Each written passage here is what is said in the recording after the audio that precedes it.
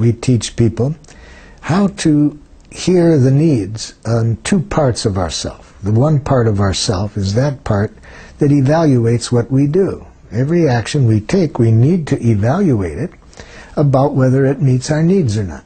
If I cook a meal for myself, I need to evaluate, did that meet my need for nurturance, taste, and so forth?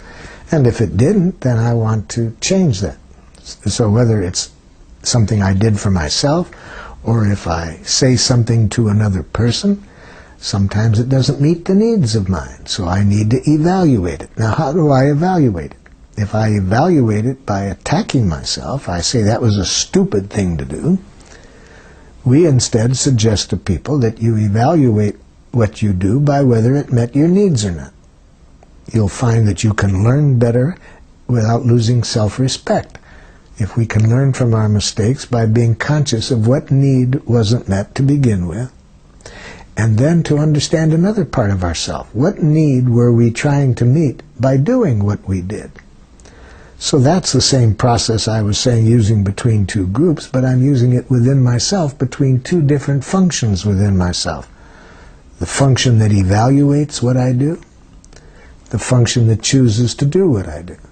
And if I evaluate them in the way I was educated to evaluate, I'd say to myself, that was a stupid thing to do. How could you do something so dumb? And then if I look at the other side of myself about why I do it, well, I had to do it. I had no choice. It denies responsibility. And I can have that going on within myself forever. And if I do, I'll have a lot of depression, guilt, and shame, and it will be very hard to learn from my human limitations.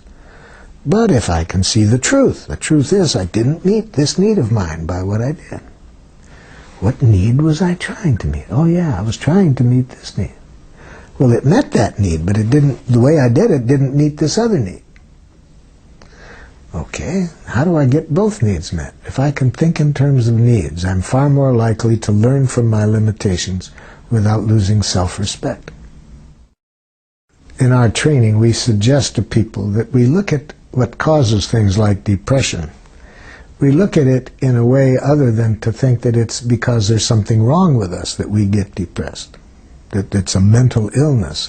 We have reasons for worrying about the whole concept of mental illness. We think that some people who we call mentally ill, they have some physical problems that affect their thinking and their chemistry, so that they think that they're something they're not, or they think that people are trying to attack them that aren't.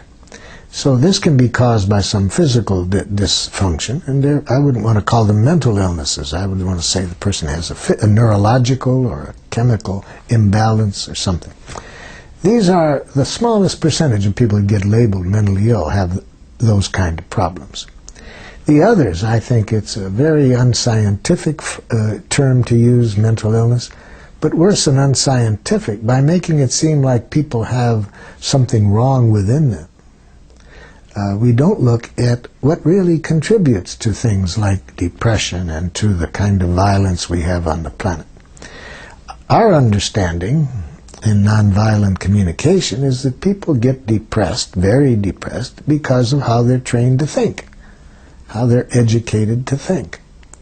And they get stuck in this thinking, and depression is the result of it. So we don't see it as an illness. With people that have that, we try to help them become conscious of what you're telling yourself that's making you so depressed. And then we show them how what you're telling yourself, the judgments you make of yourself, simply are resulting because a need of yours hasn't been met. And unfortunately, we haven't been educated to get connected to the need. So when that need isn't being met, you go up to your head and start blaming yourself, shaming yourself, attacking yourself. And the depression is an inevitable result of how you think about yourself. So we show people how to transform that thinking about themselves into a language of life. If you say I shouldn't be depressed, or there's something wrong with me for being depressed, which is what we give the idea to people, that you're mentally ill if you are depressed or you have bipolar illness. They now not only have the results of this thinking that makes them depressed, now they think there's something wrong with them for being depressed, so they're doubly depressed because they're judging themselves for judging themselves. So we say, no, there's nothing wrong with you that you do that. You think that way because you were trained to think that way. Now, there's some beauty in it. If you can see the need of yours that wasn't met behind that, you can learn from something. You can better meet your needs. But if you don't get connected to the need of yours that isn't being met, you just stay up in your head saying, I'm a failure, I'll never amount to anything. Or you ask yourself unanswerable questions, such as, why did I do that? When you really know the answer, you're already telling yourself, I did it because I'm a failure, I'm a loser. So if you just communicate that way internally, you're going to spend a good deal of your life being depressed. Doesn't mean there's something wrong with you. It means you've been educated to think that way.